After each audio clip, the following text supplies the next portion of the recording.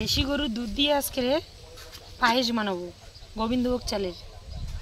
শুভ নববর্ষের প্রীতি ও শুভেচ্ছা জানিয়ে সকলকে নতুন বছরটা সকলের কাছে অনেক সুন্দর হয়ে উঠুক এই কামনা করি।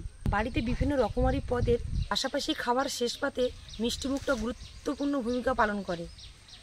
তো সেই মিষ্টি মুখ পদটা যদি আপনি সম্পূর্ণভাবে ঘরোয়া পদ্ধতিতে তৈরি করে ফেলেন তাহলে তো আর কোনো কথাই নেই। তো চলুন বেশি কথা না বলে কিভাবে সঠিক পদ্ধতিতে গোবিন্দভোগ চালের পায়েস তৈরি করবেন তা জেনে নিই। গোবিন্দভোগ চালের পায়েস একটি ঐতিহ্যবাহী এবং সুস্বাদু বাঙালির মিষ্টিও বলতে পারেন।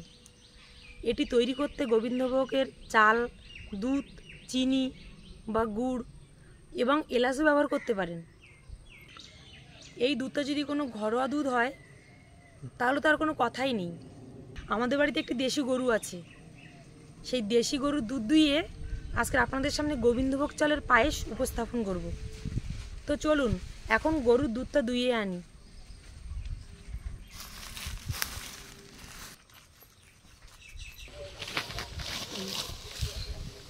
দেশি গরুর দুধ দিয়ে আজকে পায়েস বানাবো গোবিন্দভোগ চালের।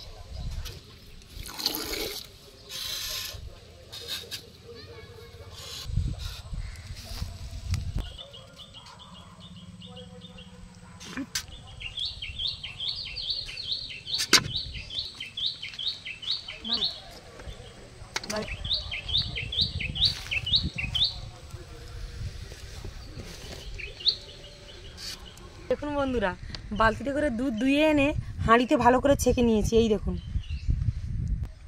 দেখতে পাচ্ছেন কি সুন্দর দেশি গরুর মিষ্টি দুধ। এবারে এই দুধটা আমরা উনুনে বসিয়ে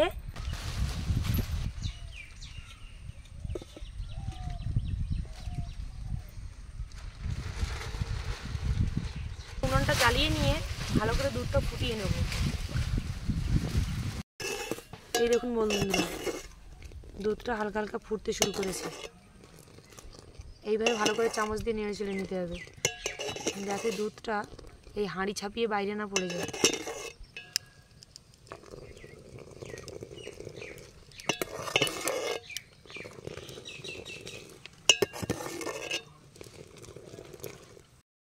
দেখুন বন্ধুরা, দুধটা ফুটে গেছে। অনেকক্ষণ ধরে কিন্তু ফুটালাম দুধটাকে। তেজপাতা যোগ করবো এতে। এই দুধের মধ্যে তেজপাতা দিয়ে দেবো, দিয়ে ভালো করে ফুটিয়ে নেব। তেজপাতাটা যে আমি দুধে দিলাম, এই ফোটানো দুধে আপনারা চাইলে নাও দিতে পারেন। দুধটা আমি আরও মিনিট 5 ফুটিয়ে নেব, দিয়ে তারপরে চালটা অ্যাড করবো এর সঙ্গে। ভালো করে জলটা ঝরিয়ে নেবেন। এই দেখুন, আমি কিন্তু চালটা কিন্তু আধা ঘন্টা ধরে ভিজিয়ে রেখেছিলাম। এই দেখুন, দুধটাকে ফুটিয়ে ফুটিয়ে কেমন গাঢ় করে ফেলেছি দেখুন।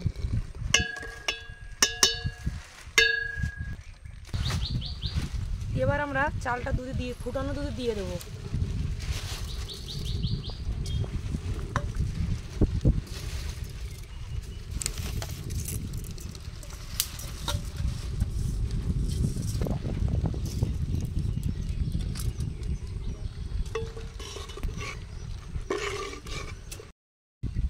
এইভাবে ঘন ঘন নাড়াবেন, নাহলে কিন্তু হাঁড়ির গায়ে জড়ে যেতে পারে।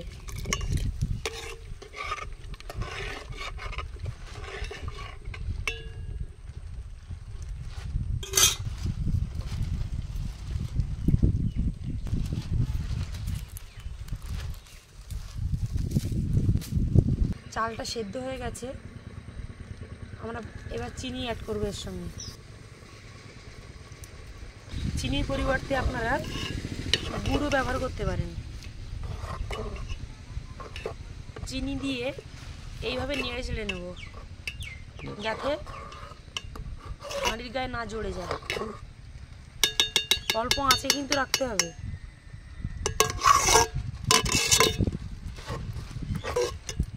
এই দেখুন কি সুন্দর গন্ধ বেরিয়েছে গোবিন্দভোগ চালের। স্বাদটা বাড়ানোর জন্য আমরা এলাচ অ্যাড করব। এই সামান্য পরিমাণে লবণ দেবো, ছেড়ে নেবো।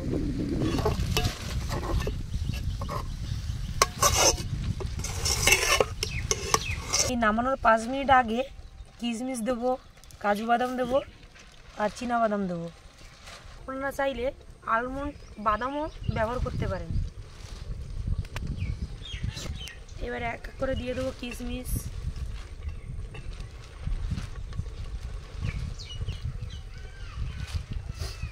কাজু বাদাম দিয়ে দেবো, চীনা বাদাম দিয়ে দেবো, দিয়ে ভালো করে নেড়ে চেড়ে নেবো। এগুলো দিয়ে 5 মিনিট অল্প আঁচে জালটা কিন্তু দিতে হবে, নাহলে কিন্তু হাঁড়ির গায়ে জ্বলে যাবে। এবং সবশেষে 1 চামচ ঘি দিয়ে নামিয়ে নেব। আপনারা যদি না চান তাহলে কোনো অসুবিধা নেই। পায়েস তৈরি করা হয়ে গেছে। এবার আমরা এর সঙ্গে ঘি যোগ করব।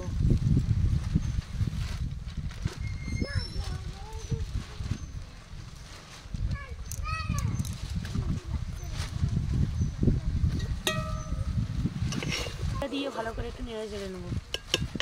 এবার লাভিয়ে নেবো। এটা হয়ে গেছে। এই দেখুন বন্ধুরা, পায়েসটা তৈরি হয়ে গেছে। এই সহজ প্রণালী অনুসরণ করে আপনিও বাড়িতে সুস্বাদু গোবিন্দভোগ চালের পায়েস তৈরি করতে পারেন। অসাধারণ লেগেছে।